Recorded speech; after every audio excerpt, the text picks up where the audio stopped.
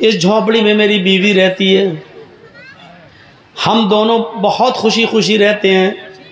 मेरी बीवी मुझसे बेइंतहा प्यार करती है, लेकिन हम गरीब इंसान हैं। इसी गांव से थोड़ी दूरी पर एक दूसरा गांव है, उस गांव से एक आदमी आता है, ताकतवर है, हैंडसम है, खूबसूरत है, ताकतवर है। और वो जैसे ही आता है वो सीधे मेरी झोंपड़ी में घुसता है, मुझे कान पकड़ के बाहर निकाल देता है। मेरी बीवी बड़ी खूबसूरत है, उसके बाद वो मुझे बाहर बिठा देता है और मेरी बीवी के साथ ज़बरदस्ती ज़िना करता है। मेरी बीवी के न चाहने के बावजूद भी वो उसको मजबूर कर देता है और वो उसके साथ ज़िना करता है। हज़रत उमर फारूक ने पूछा, अच्छा इतनी बड़ी बात? अच्छा ये बताओ क्या वो अभी है? कहा नहीं। तो आया और चला गया। मैं कुछ भी नहीं कर पाता हूँ, अपनी बीवी की कोई मदद नहीं कर पाता। अच्छा तो ये बताओ अब वो कब आएगा? हज़रत उमर ने जब ये पूछा कि वो कब आएगा, तो उसने जवाब दिया, एक दिन छोड़ कर आता है। यानी आज वो गलत काम करके गया है, अब वो कल नहीं आएगा, परसों आएगा। हज़रत उमर फारूक ने कहा ठीक है, परसों मैं आऊँगा और तुम्हारी मदद करूँगा। उसने कहा तू खुद परेशान है, अपनी मदद तो कर नहीं पा रहा, मेरी मदद क्या करेगा? अरे जा यार, तू तो कह रहा था मैं परेशान हूँ। कहा मैं परेशान हूँ, मैं भी परेशान हूँ। परेशान ना होता तो मैं रात में क्यों निकलता, लेकिन मेरी परेशानी इतनी बड़ी है कि आए मेरे भाई, हज़रत उमर कहते हैं, आए मेरे भाई, जब तू खुद परेशान है तो मेरी परेशानी को तू कैसे दूर करेगा? लेकिन मैं तेरी परसों मदद करूँगा। उसने कहा अच्छा जाओ ठीक है कर लेना। वो सोचने लगा ऐसी तसल्ली देने वाले सभी आते हैं, ये भी तसल्ली दे रहा है। हज़रत उमर ने जाते जाते उससे कह दिया, हाँ सुनो, परसों में आऊँगा, अपनी बीवी से कह देना खाना बनाकर तैयार रखे। कहने लगा अरे जा यार, खाने से इसका क्या ताल्लुक़ है? तू मदद करने आएगा कि खाना खाने आएगा? हज़रत उमर ने कहा देखो मैं जो कह रहा हूँ वो करना, खाना बना कर तैयार रखे। और दूसरी बात, जब वो आदमी तेरे घर में घुसे तो अपनी बीवी से ये कह देना कि आज सब कुछ रजामंदी जाहिर कर दे, यानी उसके सामने आज वो जिद न करे, बल्कि ये कहे कि ठीक है तुम तो हमसे रोज़ मिलने आते ही हो, अब हमारे और तुम्हारे दरमियान तो कोई चीज़ रह नहीं गई है, अब तुम्हें जब आना ही है तो हम दिल खोल कर तुमसे मिलना चाहते हैं, लेकिन अंधेरे में मिलेंगे, उजाले में नहीं, इसलिए चिराग बुझा दो। अच्छा नहीं लगता, तुम्हारी बीवी ये बोले उससे कि मुझे अच्छा नहीं लगता जब तुम मुझसे हम बिस्तरी करते हो, जिना करते हो, तो मुझे अपने पति के अलावा दूसरे का चेहरा दिखता है तो फिर मैं सपोर्ट नहीं कर पाती हूँ, अंधेरा रहेगा तो मैं तुम्हें सपोर्ट करूँगी। और ये कहकर वो चिराग बुझा दे, बकिया काम मैं संभाल लूँगा। अब वो सोचने लगा क्या ये संभालेगा अंधेरे में है? वो दुनिया भर की बातें सोचने लगा, लेकिन उसने सोचा चलो। हज़रत उमर फारूक वक्त से पहले आ गए, दूसरे एक दिन छोड़कर दूसरे दिन देखा झोंपड़ी के बाहर वो आदमी टहल रहा है। हज़रत उमर फारूक ने कहा ठीक है मैं आ गया हूँ तुम्हारी मदद है।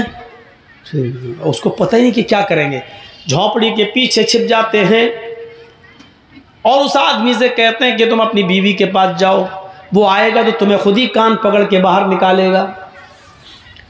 वो आदमी अपनी बीवी के पास चला जाता है, रात थोड़ी और अंधेरी होती है। हज़रत उमर थोड़ी दूर से ये मंजर देख रहे हैं। थोड़ी देर के बाद वो एक आदमी को आते हुए देखते हैं, लेकिन शक्ल नहीं समझ में आती है कि कौन है, अंधेरे की वजह से।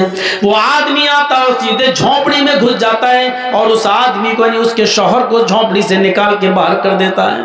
चलो, और वहीं चला गया। सारे काम समझा चुके थे।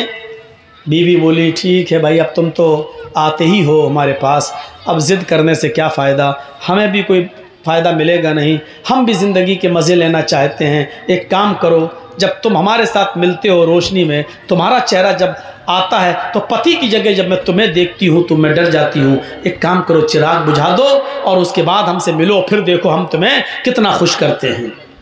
उसने कहा चलो, अब अपने आप ही तैयार हो गई है। चिराग बुझा दिया जैसे ही चिराग बुझता है, हज़रत उमर फारूक ज़्यादा लेट नहीं होते हैं, क्योंकि अगर लेट होंगे तो कहीं ज़िनाकारी ना हो जाए, उसको भी बचाना है, इसकी बीवी को उस ज़िना से बचाना है। जैसे ही चिराग बुझता है, हज़रत उमर झोंपड़ी के अंदर घुस जाते हैं। अब डर था, झोंपड़ी के अंदर घुसने के बाद ये डर था कि मैं अपनी तलवार चलाऊं तो अंधेरे की वजह से कहीं तलवार खता न कर जाए, जिनाकार के बजाय कहीं उस आदमी की बीवी की गर्दन पर तलवार न चल जाए।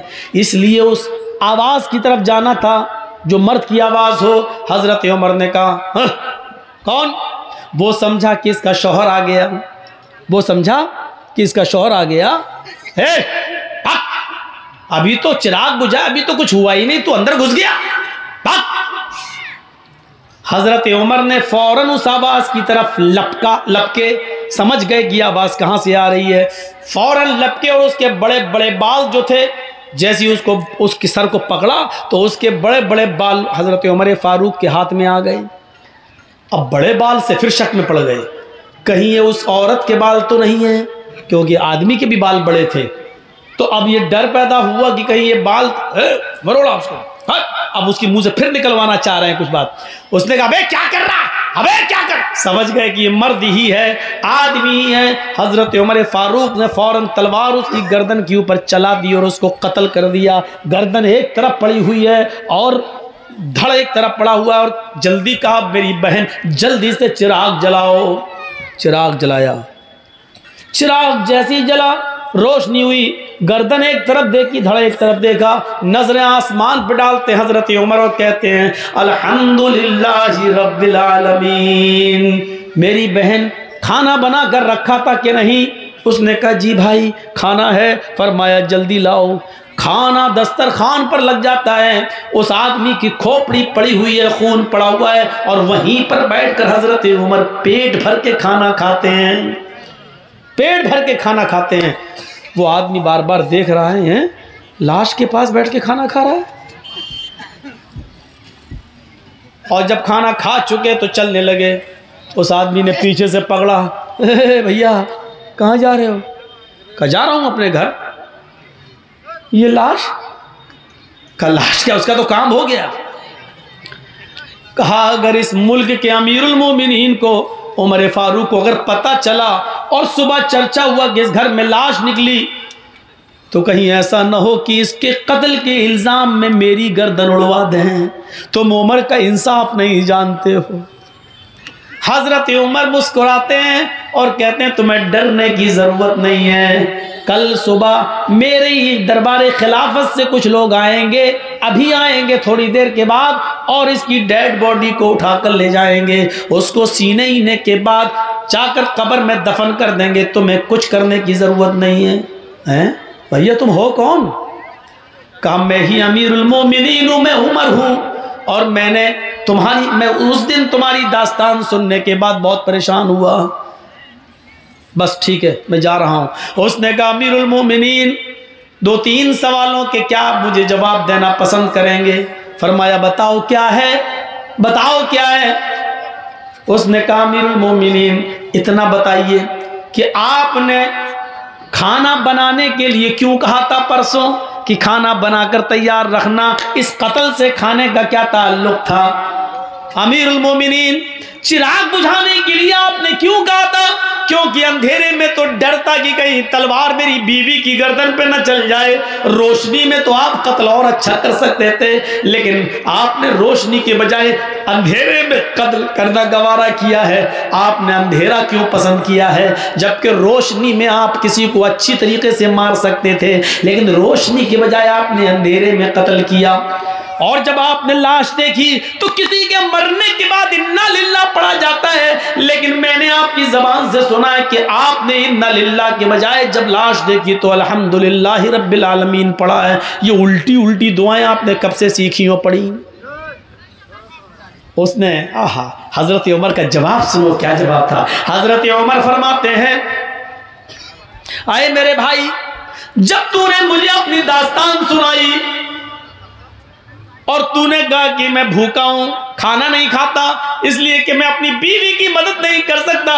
जब तक मैं अपनी बीवी को जुल्म से बचा न लूं, मैं खाना नहीं खाऊंगा। जब तूने मुझसे ये बात कही तो उस वक्त मैंने दिल में सोचा, उमर तू कितना बदनसीब है, तू कितना मतलब परस्त है।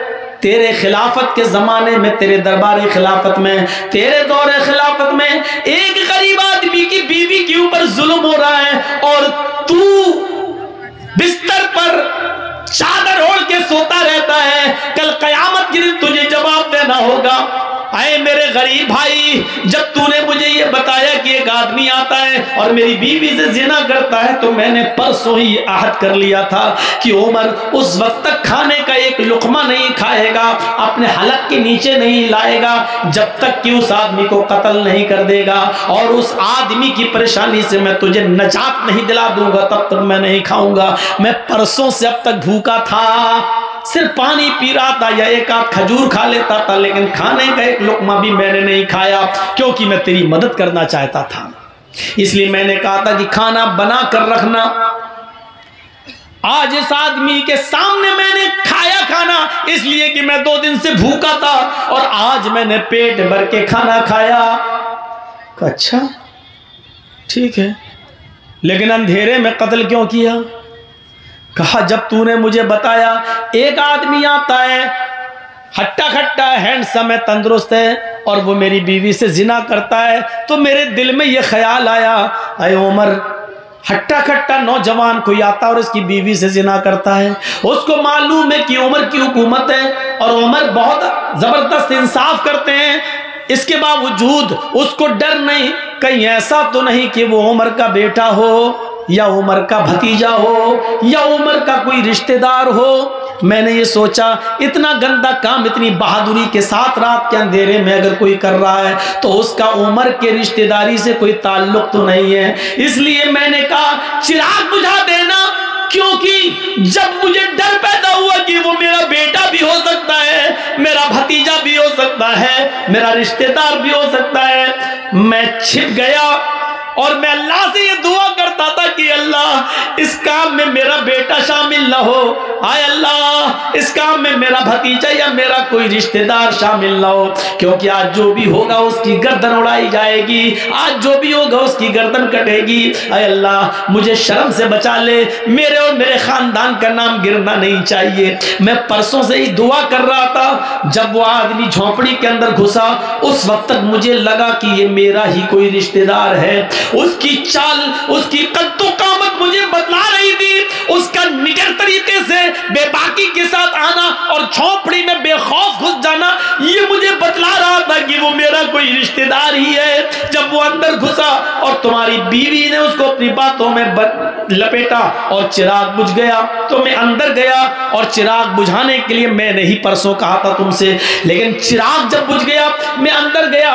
मैंने चिराग बुझाने के लिए इसलिए कहा था कि अगर चिराग चल रहा होता और मैं झोंपड़ी के अंदर घुस जाता और मेरी नजर पड़ती उस मुजरिम के ऊपर और पता चलता कि ये तो मेरा बेटा है, मेरा भतीजा है या मेरा कोई रिश्तेदार है, तो हो सकता था कि अपने रिश्तेदार या बेटे या भतीजे को देखकर मेरा गुस्सा ठंडा हो जाता और फिर मैं अपनी तलवार उसकी गर्दन पर न चलाता और तुम्हें बुलाकर रजामंदी का इजहार करता, ले दे के मामला बनाने की कोशिश करता और ये कहता कि कुछ माल ले ले और मामले को यहीं खत्म कर दे।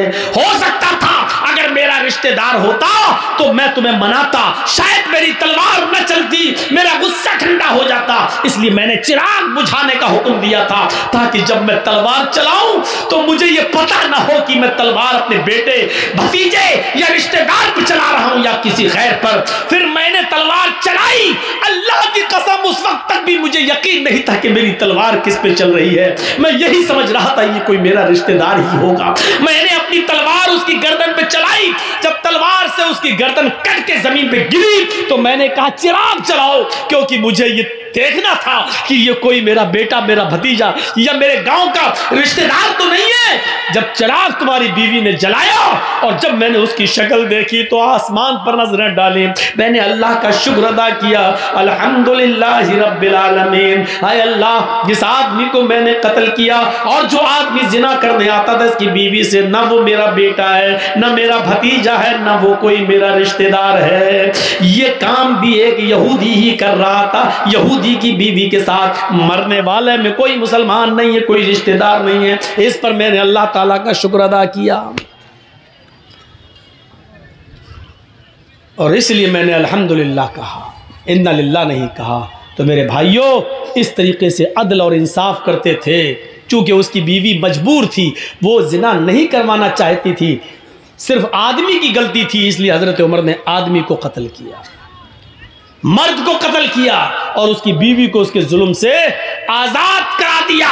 तो इंसाफ ये होना चाहिए और इंसाफ का तकाजा भी यही कहता है कि अदल अदल है और अदल के साथ समझौता नहीं होना चाहिए। आदमी, चार आदमी इधर से बैठे, चार आदमी इधर से बैठे, अब रिश्तेदारी का मुंह देखा जा रहा। ऐसी बात कि सांप भी मर जाए और लाठी भी न टूटे। मौलाना साहब ऐसा रास्ता निकालिए बीच वाला कि काम बन जाए। नहीं, इस्लाम की दृष्टि में ये नहीं, जुर्म को जुर्म कहो, इंसाफ और अमन को अमन कहो, अदल को अदल कहो, सच को सच कहो, झूठ को झूठ कहो। यही इस्लाम सिखाता है, यही इस्लाम की दावत है और यही इस्लाम कहता है कि वो कोई भी हो, किसी भी धर्म का मानने वाला हो, इंसानियत का दामन आपके हाथ से नहीं छूटना चाहिए।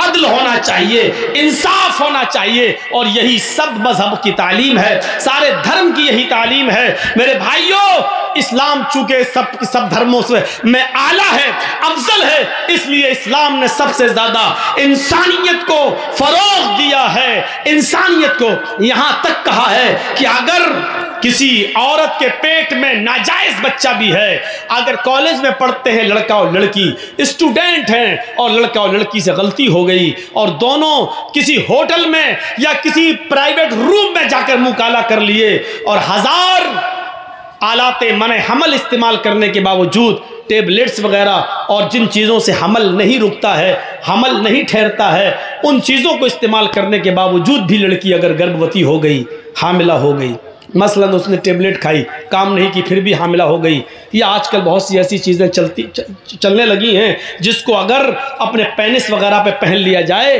और उसके बाद हम बिस्तरी की जाए तो उसके बाद हमल नहीं ठहरता है। लेकिन कभी कभी ऐसा होता है कि इसके बावजूद भी हमल ठहर जाता है, वो चीज़ कभी फट जाती है और किसी न किसी तरीके से अल्लाह को जब कोई दिन दिखाना होते हैं तो किसी न किसी तरीके से हमल बाकी रह जाता है। तो अब इस्लाम क्या कहता है? इंसानियत का सबसे बड़ा अलमबरदार मजहब ये कहता है कि उस लड़के और लड़की को सजा तो दी जाएगी, उन्होंने जुर्म किया है उनको सजा तो मिलेगी, लेकिन लड़की के पेट में अगर हमल है तो लड़के को पहले सजा दे दो, लेकिन लड़की को उतने दिन के लिए मुलतवी कर दो जब तक कि उसके पेट का बच्चा बाहर ना आ जाए।